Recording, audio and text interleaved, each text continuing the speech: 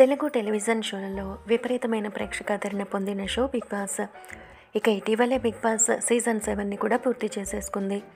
Big boss season 2ని natural star Nani host చేయగా కౌశల్ మంద విజేతగా నిలిచాడు. సీజన్ 2లో బిగ్ బాస్ హౌస్ సభ్యులు కౌశల్పై అటాక్ చేయగా కౌశల్ అభిమానులంతా ఆర్మీగా ఏర్పడి కౌశల్కి ఎంతో సపోర్ట్ని ఇచ్చారు. ఇక బిగ్ బాస్ సీజన్ 2లో కౌశల్ విన్నర్ అయ్యి ఎంతో సెన్సేషన్ని క్రియేట్ చేశాడు.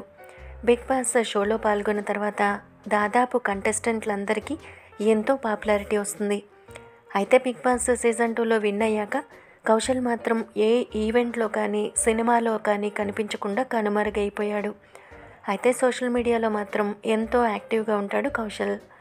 ఇక తాజాగా ఒక యూట్యూబ్ ఛానల్కి ఇచ్చిన ఇంటర్వ్యూలో కౌశల్ మాట్లాడుతూ 250 కోట్ల బడ్జెట్తో నిర్మించబోతున్న ఒక పెద్ద పాన్ ఇండియా సినిమా చేయబోతున్నానని చెప్పి అందరికీ షాక్ ఇచ్చాడు.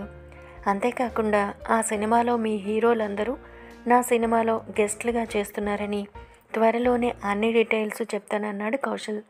దాంతో నెటిజన్స్ అంతా నువ్వు పాన్ ఇండియా మూవీ చేయడమేంటి, పైగా అందులో మా హీరోలు గెస్ట్గా చేయడమేంటి, నిన్ను నమ్మి 250 కోట్లతో సినిమా తీయబోతున్న నిర్మాత ఎవరంటూ కౌశల్ని విపరీతంగా ట్రోల్ చేసేస్తున్నారు.